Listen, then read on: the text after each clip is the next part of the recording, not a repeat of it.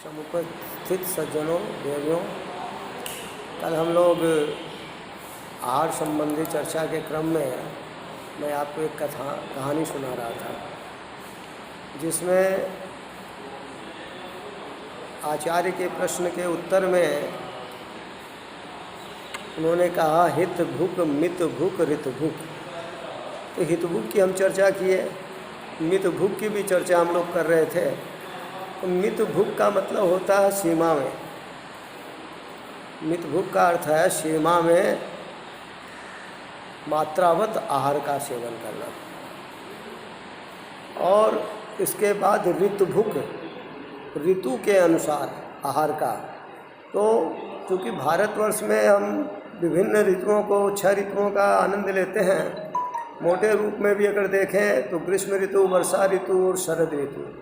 और इन ऋतुओं का प्रभाव भी हमारे शरीर पर, हमारी अग्नि पर और हमारे खान पान पर पड़ता है।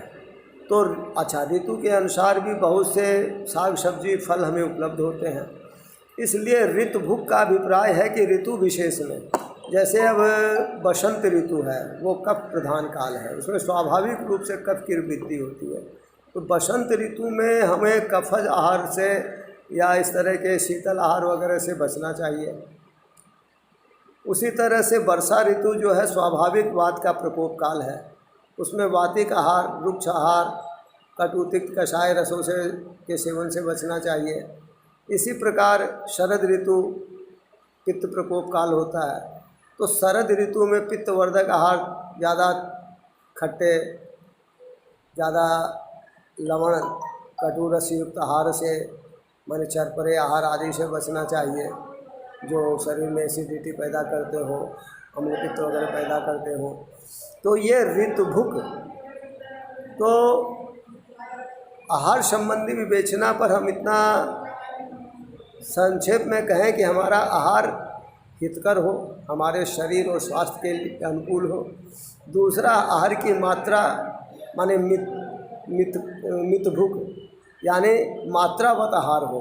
और तीसरी बात है ऋतु भूख, हमारे आहार ऋतु के अनुसार, किस ऋतु विशेष में किस तरह के, किस दोष का प्रकोप होता है, उस दोष के प्रकोपक आहार आदि से हमें बचना चाहिए।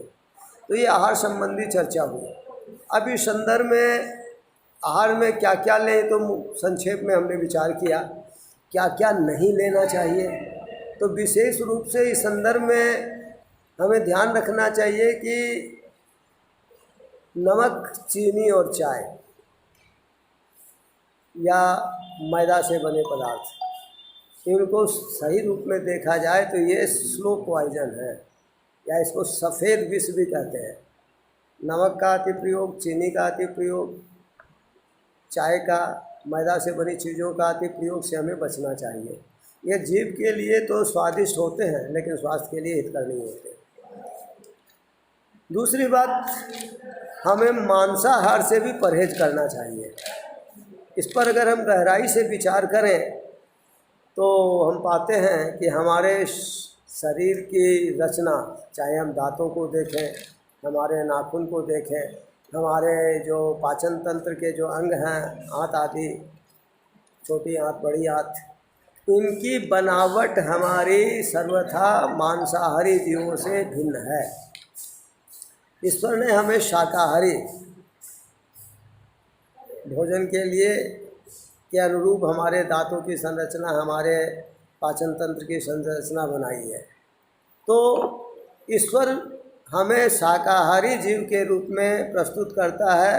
यही वजह है कि मनुष्य जब मांसाहार का सेवन भी करता है तो उसे अपने अनुकूल माने पकाकर अपने मसाले आदि वगैरह से उसको संस्कारित करके सेवन करता है। जबकि हम देखते हैं कि जो मांसाहारी जीव हैं वो डायरेक्ट जो है पशु को मारकर उसका कच्चा मांस ही सेवन कर जाते हैं। तो इस दृष्टि से प्रकृति हमें शाकाहारी जीव के रूप में प्रस्तुत की है, तो हमें यथाशक्य शाकाहारी ही लेना चाहिए, न कि जीवा के लोलुपता के वश होकर जीवा के स्वाद के लिए मांसाहार का सेवन। और मांसाहार का सेवन बहुत सी व्याधियों को भी आमंत्रित करता है। आज इस कोरोना काल में भी हम जो देख रहे हैं कि मांसाहारी जो जीव हैं वो उससे ज़्यादा आक्रांत हुए या मांसाहार के सेवन से इस कोरोना का प्रकोप हुआ। इसलिए माने विशेष परिस्थिति में आयुर्वेद के ग्रंथों में भी हम पाते हैं कि मांसाहार का प्रयोग विशेष परिस्थिति में ही औषध रूप में बताया गया।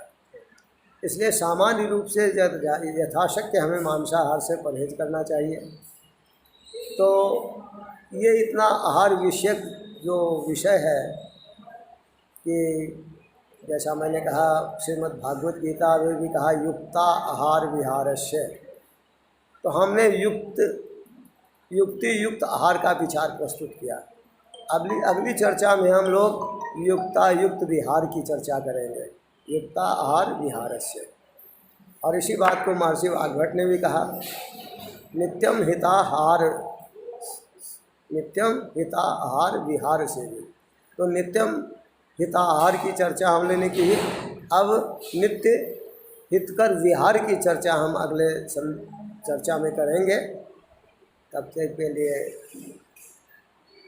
ईश्वर से प्रार्थना है कि हम इस कोरोना के टाइम में अपने आहार पर विशेष रूप से ध्यान दें और तदनुरूप आहार का सेवन, जितनी आहार सेवन की विधि, आहार सेवन से पहले हस्त प्रक्षालन वगैरह वगैरह जो भी आपको बताया गया उनका हम पूर्णतः पालन करें और इस कोरोना महामारी से स्वयं भी बचें और परिवार और समाज को भी बचाएं। धन्यवाद। सर्वे भवन्तु सुखिनः, सर्वे सन्तु निरामयाः, सर्वे भद्राणि पश्यन्तु, मा कश्चित् दुर्भाग् भवेत्।